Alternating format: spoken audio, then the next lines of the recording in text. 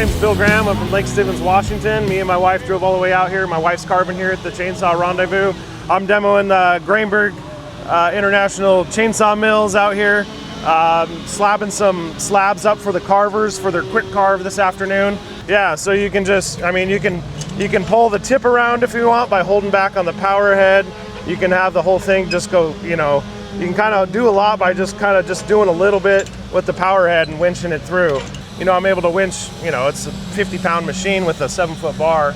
Oh, yeah. He had a 7-foot bar here yesterday. He cut that slab came out beautiful yesterday. I saw that. They're over there in the barn, yeah. Yeah, so the bigger one you put an oiler on, because I don't have an oiler on mine. Yeah, for the most part. I run that on my big bars, pretty much anything over 4 feet. This is a 4-foot bar. Okay. I have high output oilers installed in all my power heads, which basically almost doubles the oil output out of the saw.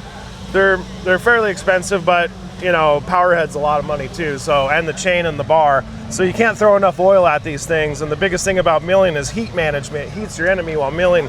As far as your power head, your chain, you want to throw as much oil as your chain. You want to open up your exhaust. That's why I use the Westcoast Saw bark box right here. Oh yeah, that stuff's awesome, yeah. And so that really lets the heat out of the motor. You got to get that heat out. I also run these a little rich, so I run 40-to-1 oil, gas oil ratio on these. Okay. Because these saws take a beating. They're not meant to run hard on a saw. They're not meant to run wide open for 5 minutes straight. Yeah, they're not. correct. I mean, as good as these are, they're not meant to. Sure. It'll shorten their lifespan. So you want to let the heat out by adding more. So I'll tune the carburetor a little rich. So the more fuel you throw in there, it actually keep the motor cooler too. And with the extra oil, so it's all about heat management. Yesterday you had a different chain on here that hardly had any teeth. That's kind of interesting. It's called a hyper skip chain. It has a set of teeth about every foot, 11 inches or so. And I run it on my bars about 5 feet or longer. It works really good in hardwoods. You can basically have more horsepower per engaged tooth, and you can exhaust the sawdust out of the cut more efficiently. Let's see her work, huh?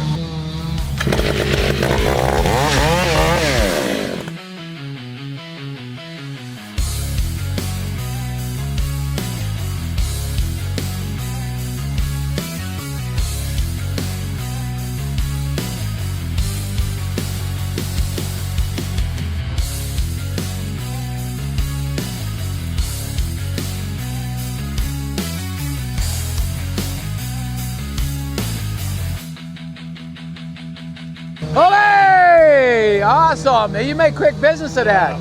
That worked out nice. Nice smooth cut, huh? Look at that.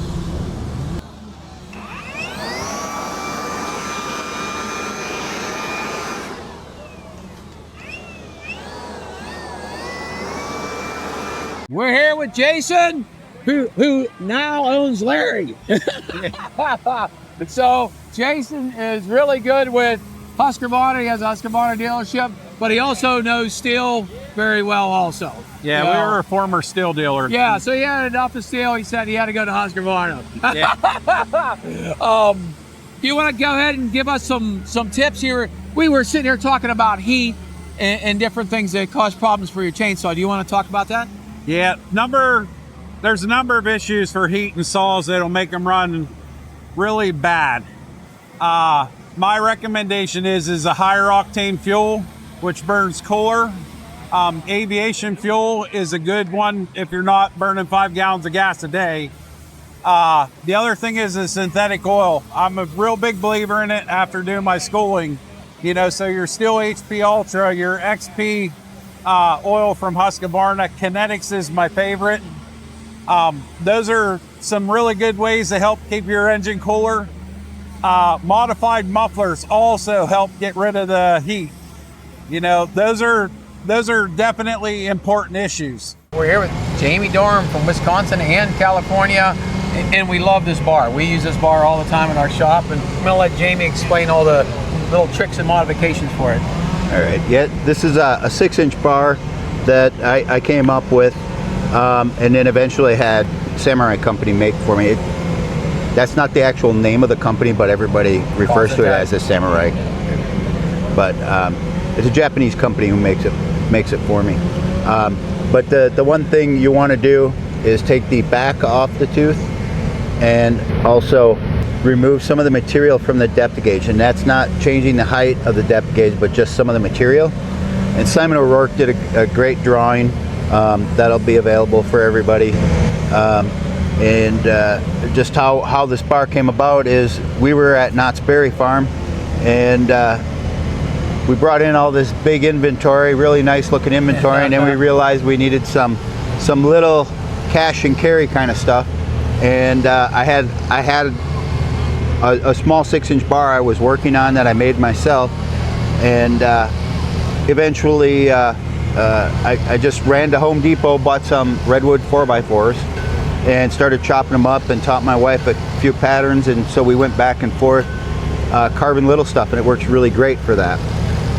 The bar I developed, the reason I developed it was for like relief carving, doing smaller things, getting in the eyes, getting in the eyes, and you know, working on smaller carvings. It took me about 5 years of talking to Jiro Ohara in Japan to get them to make the bar, because making it myself wasn't going to be profitable. You know what I feel like I use it for all the time? Instead of grabbing a Dremel tool or a die grinder or whatever, you can get a lot done with that instead of jumping into that other tool. The other thing, who wants to be carrying extra weight around when you don't have to? This is fun. Like, it's a fun, cool tool to use. And the Samurai Legend actually comes in a 9-inch and an 11-inch, which is basically a 10-inch and a 12-inch in American measurements. And that is designed by them, by the Samurai Company. That was their design, but this particular one is basically a copy of the one that I worked on. And they you know, they were always saying it's too short, but it's like, for the purpose of control, it's great. It's great. And it's not for everybody, but I'll tell you what, there's a lot of guys who get their hands on it and they don't want to put it down. We use it all the time. Yeah, I thought the same thing you just said. I'm like, oh, we'll use that here and here. It gets used, between the three of us, it gets used quite often. And it's really helped Barb a lot. You know, it's not bouncing around her hand. So she's doing little tedious things, and it's not wearing her body out, and it does a nice job. You know, that's the cool part about the whole situation. My wife carves with these saws 8 hours a day with this bar. She'll get about 6 years out of it. And as long as you keep it sharp and you're not pushing, which you should never push, if you're pushing with any saw, you sharpen it. So, so you're saying pushing down, and then you're not definitely. I don't punch cut with mine hardly at all. But no, I mean, when you're doing detail and stuff, I mean, it's you know, you're detailing, and you don't need to be pushing. I mean, even if you're going into the ears, you're going in. It'll pull itself in. You know, so it's not like you have to push. You want to tell everybody how you can come across one of those? Go to JamieDoeren.com. It's JamieDoeren.com. And right on the website we have a store, and you can order them up. We're here with Tom Ceriani. He rescues everybody at the Ridgway Rendezvous. If their saw has issues, he needs chains, he's got bars, he's got all the unique carving tools. Tom, take it away. Show us what you got. I'm the candy man at the Rendezvous. Carvers come here, get fixed up, buy the tools that they didn't think they needed, and I sell them to them. So we got an array of bars. We love the cannon bars. I use steel chain. I go through like almost a mile of chain every year. All right, Tom, let's talk about this sprocket bar. I have not worn one of these out yet. Yeah. This is great for loggers and chainsaw carvers. So take it away. Yeah, they make 1,200 some bars, Canon does, and they're all precision ground groove. They're pretty proud of that. They're the toughest bars you can buy out there, and they're great for loggers. The carvers need them, but to do fine detail, this is way too big. It has this use, but they make little 12-inch dime bars. This is an 8-inch, runs this narrow chain, all great for your battery saws. You know, they're faster and cut nice and clean. Oh, they're fun. That's a fun. Your daughter actually brought the first aid. So I'm like, Jenna, let me try this, right? Yeah. And once I bought it, now I have one, right? Yeah. So it's just a super fun saw. And lately we've been making more and more smalls. Yeah. You know, so having a little bit of fun with that. So it's just fun to run this little sucker. Yeah. On a real small CC saw. Yeah. You know, and the great thing with Tom, you know, we switch information back and forth over.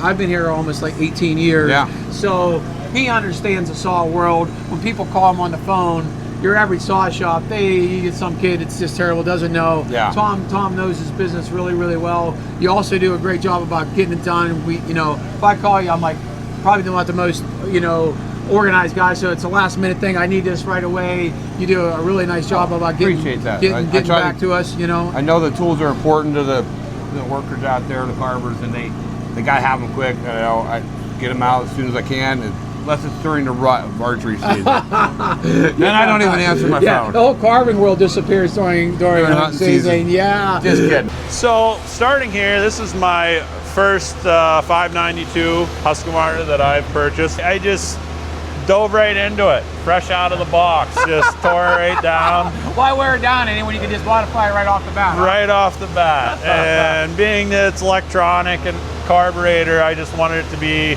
used to the pipe already. So we built a mini pipe on there. Get that all out. And the more turns, the better, I guess. Is that right? I think there's definitely a science to it. Of course, lots of different opinions out there. I bet. So I just try to go with what works for me. And you use this to get everybody's attention, eh? That's right. This is a good crowd attention getter. Right here we got an old girl. This is an 084. So this is like American standard right there. Made steel. Yeah. And as you can see, West Germany. So before the Berlin Wall came down, so you can see that the timeline is there. That's the first time I've heard that one. That is awesome. So this saw is port and polished. Cylinder came off. We opened her up and put a nice foam filter on there, so it gets good airflow, but keeps a lot of the dirt out because we use a good foam filter oil. You don't want to just use motor oil because there's the viscosity of it. I'd be guilty of the wrong stuff there. And so you can use dirt bike, four-wheeler stuff. They got that on all kinds of different sites out there. Okay. But your regular motor oil or bar oil, it's not tacky enough. Okay. So anything going through, instead of sneaking through, you're grabbing and to the outside. Is that a little dirty from playing this week here, but that's part of it. I gotcha. Cool. Same thing on each of these. These are all working saws. They're nice, modified working saws. Got foam filter on this saw as well. Okay. Helps them breathe.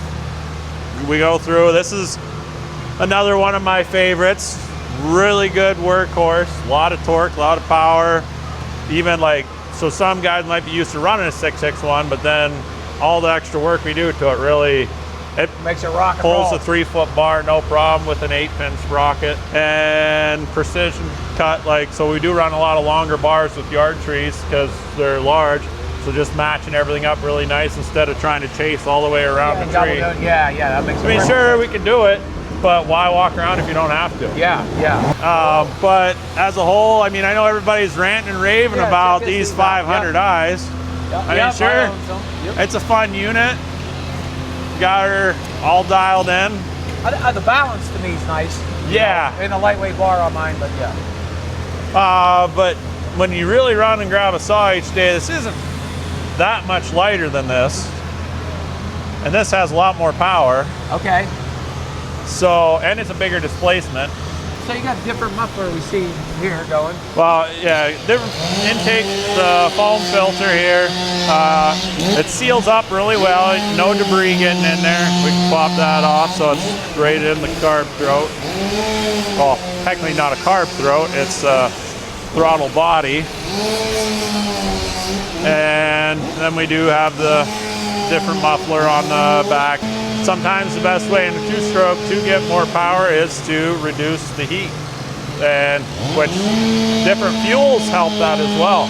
Yeah. We just did a whole little talk with Larry about we run airplane fuel, the 100 octane. That's what I run 100 octane in my saws as well. And compared to 93, I did have a temperature gauge on it. It was running 30 degrees cooler. 30 degrees is a lot, really? Yeah. That much of a difference. That's interesting. The little saws give us all the trouble. The big saws we don't have much trouble with. The little ones get hot, and we're carving more and more smalls. So, and it's frustrating. They get hot and quick, and you got to constantly clean them. And we're fighting for time all the time. You don't want to be cleaning saws every 5 minutes. Right. And then, well, I don't have any small saws here today. I usually run the 200T or the 201 for climbing, the top handle saws for limbing and topping out smaller tops. But then there's times I'm topping trees where I need these large saws. That's awesome. Largest top I sent was a 60-foot top. Wow. And I was 60 feet in the air. And I was using a 660. Your butt was this tight, huh? Okay. I was running a Stihl 660 with a 3-foot bar, and at 60 feet up, it just barely made it through the cambium layer. Oh, wow. There's a low bark layer there. And I had room to lay it. It was just to save some time, so I didn't go all the way to the top. Okay. We were just... Save some energy. Yeah, center out, down through, and that was a real neat day. That's the reason, too, for a ported saw. So when I'm sending a big top, I have enough power to chase that cut and get it cut off, so it's not... So you're getting it done. Yeah, getting bit. Yeah. And then it doesn't yank on the tree, and it just, you get it cut off, and it's just real smooth. And I seen Joe brought that saw over, and he was winking and nodding. Is there some story behind that saw? so that saw is definitely has some storyline behind it. Okay, he was smiling and grinning when he brought it That over. was my second 661 that I ever owned. Okay. And so Joe and I, we bat the ball back and forth quite a bit. Okay. So he gives me saws sometimes, so I give him saws. He gave me an 084 once. Okay. And so I gave him that in return. Ha, that's cool. I thought it was a pretty fair trade. The 84 needed some work. I had to put a new top end in it, but he wanted something with a nice work saw. And so this saw is port and polish, and it was a really neat purchase too, because really I got 2 of these for $350. That's a great purchase. That's not a unique. That's an awesome purchase. Yeah. Well, the one was crushed. It definitely. Got moist. The crushed one was a $50 661. Okay. But after I put a handlebar on it, a new gas tank, it fired right up. Oh, that's cool. And it was a good work saw. That should be guys probably crapping his pants. So around $300 into it, and then this one came with it. It had a few issues. We straightened them out, put the updated electronics on it, and then made some good work with it. So we did just a basic dual port because he didn't want nothing too wild and loud. So we got an exhaust port on. We added on the side there, and then opened up the factory port. So, like I say, you put different dogs on it, looks like? Yeah, we put different dogs on it. And he's running a square ground chain on there right now. Yeah, we messed around with that. Yep. And he was running a 36-inch bar, but for today, he asked me to bring a 28 over for him. So we threw a 28 on there, and he's going to be blocking out some nice stuff over at the Quick Carve today. Oh, okay. So that's why we were getting there tuned tuned in. in. Just right for what his plan is of the Yeah. day. Oh yeah, we got the foam filter on this one too. Okay. So we got them on everything. Awesome. yeah, they really keep it clean. Awesome. Now it's clean in there, but pulling this off, it dropped a little debris on the bottom. But if you really look inside there compared to a normal carving saw, that would be caked full. And that's the problem with the 500 and the 661s. So it leaks in around the sides. Okay.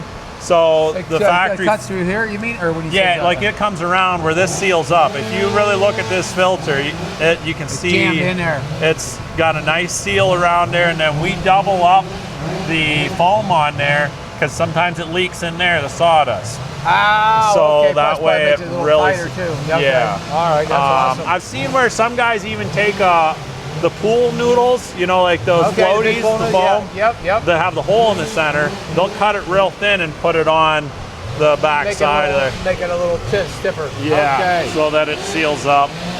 Some guys put some grease on there. That gets messy though. Yeah. And No, so no, it's I like just the idea that you have using the right oil for the filter, sticky oil. right. Keeping that all sealed up. Yeah, and you got all this time and money invested in it. You don't want to make things wear out quicker. Right. And that's for no reason. Yeah. what will make a two-stroke last the longest is really good fuel really good pre-mix oil, because not all pre-mix oils are the same. Some burn drier, some are better lubricant. It depends on your fuel grade you're running as well, what temperatures you're going to be in, and some have solvents in them, some of the oils, so it like cleans your engine, and some like to not. We would spend a lot of time if we were going to go over all that. But like I say, the best thing that helps your two-stroke is the good fuel and oil and a really good air filter, so it keeps all the dirt and debris out of there. Keep the heat off. Yeah, keeping the heat off of it, keeping all, because in all reality, a two-stroke is almost better than a four-stroke, because it's the reason you mix your oil in your gas is because that oil is what lubricates your whole entire engine. So it's getting fresh, brand new oil through your engine, where a four-stroke's recycling it. I don't know. I always like two-stroke motorcycles. Just a little personal, but that's the reason most people don't have their carburetor set right, running dull chains, and that's what kills it then. Yeah, because having a dull chain really kills your saw too. Because it builds a lot of heat, a lot of heat on your exhaust side, scores it up, because what happens is the piston swells and starts rubbing on the cylinder wall. And then that's usually a sign of overheat. And then on the intake side, you know, if it's scored up on your intake side, usually that's a sign of dirt. So you don't have a good filter on it. You're not sealing up well. Oh, that's great advice. And the other thing that'll kill a saw, over tightening your chain. Because then it's putting strain on your crank, and then your crank and bearings, they'll get a little play in them. And it's only a minute. An average Joe wouldn't realize it. Sure. So then that vibration wears the seal out, and then it sucks air, and then you're getting your improper air to fuel mixture. Okay. So then it runs lean. So then it's not getting lean is the term for not enough gas and oil, and then so it gets hot, and you cook it. Then you cook it. You cook it. Good. Well, hey, Jonathan, thank you.